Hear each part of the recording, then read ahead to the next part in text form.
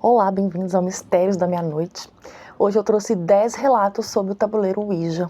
Mas antes de começar, se inscreva no canal, deixe seu like, não se esqueça. Vamos para o primeiro relato que eu achei lá no Reddit. E o rapaz que escreve é de Ohio, Estados Unidos. Eu estava na sala com a minha esposa e um casal de amigos. A luz baixa e o tabuleiro Ouija no centro. Meu filho Jason, de apenas 6 meses, dormia no berço no quarto ao lado. Em meio a perguntas triviais, a prancheta começou a se mover com uma urgência que não parecia vir de nenhum de nós. Ela soletrou letra por letra. M-O-V-E-J-A-Y. Move J. O pânico se instalou. Minha esposa, mais supersticiosa, insistiu que movêssemos o berço imediatamente.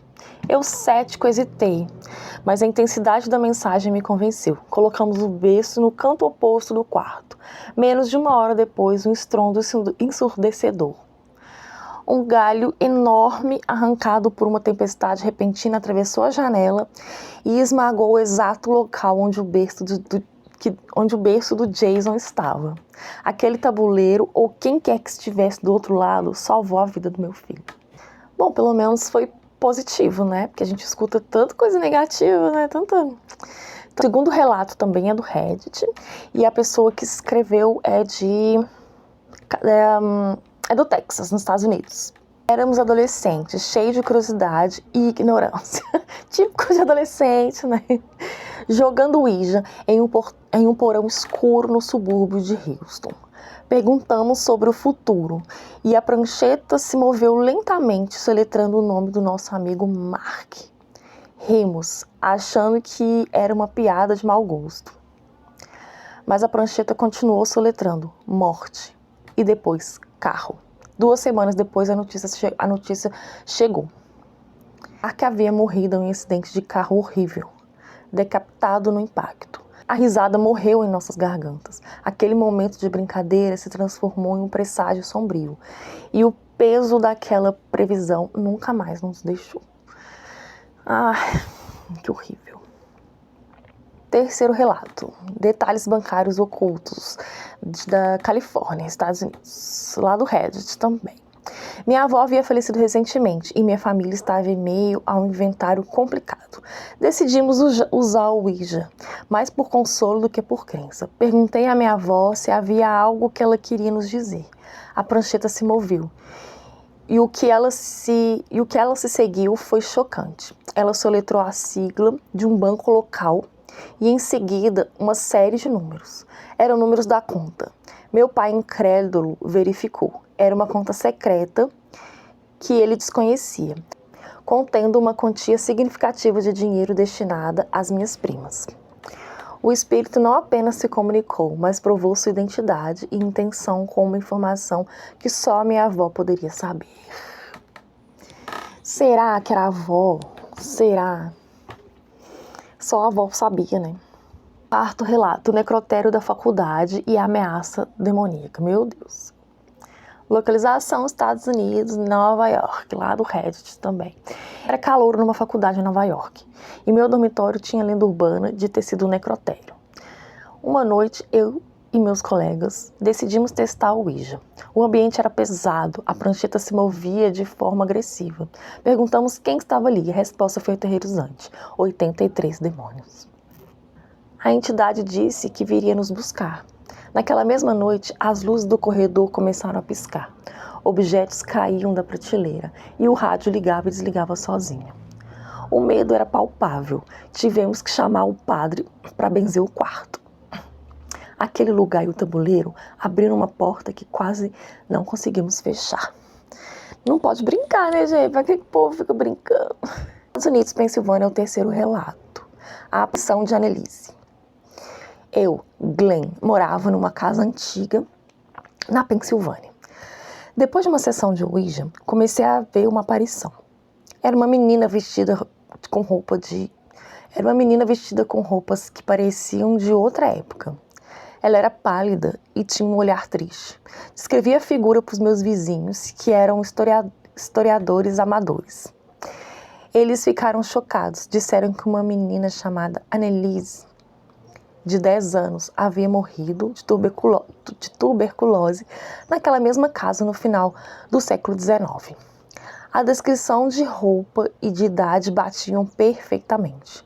O tabuleiro não apenas a invocou, mas a trouxe para o meu campo de visão, tornando a história dela uma parte aterrorizante da minha realidade.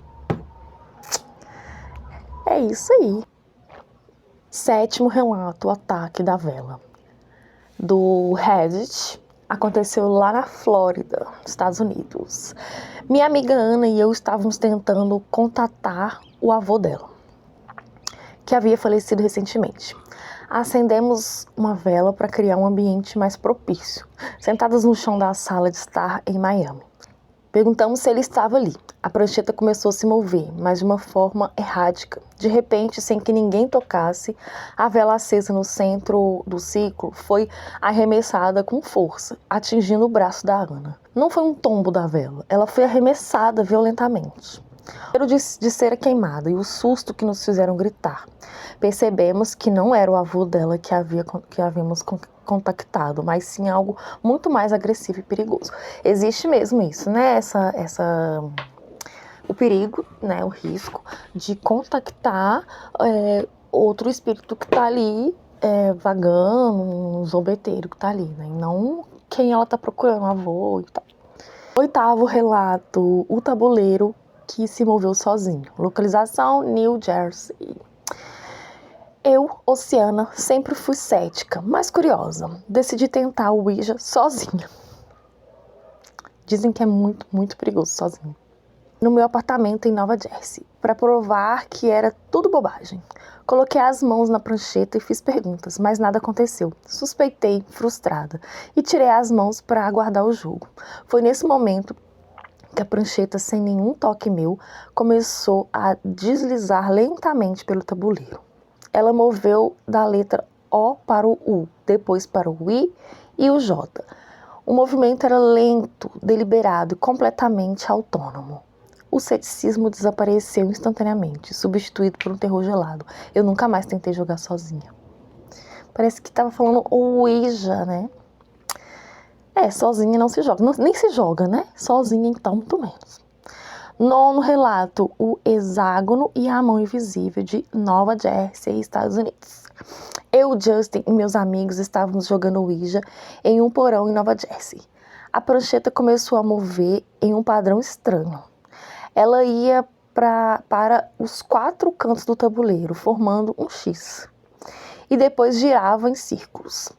Sentimos que era um aviso, uma espécie de maldição ou hexágono. Naquela noite, em minha cama, acordei subitamente. Senti uma pressão fria e firme no meu braço, como se uma mão invisível estivesse me agarrando com força. Eu estava paralisado pelo medo, incapaz de gritar ou me mover. A sensação durou apenas alguns segundos, mas foi suficiente para me convencer de que o tabuleiro havia nos marcado. 10º relato, batidas do armário do acampamento. Do Maine, Estados Unidos.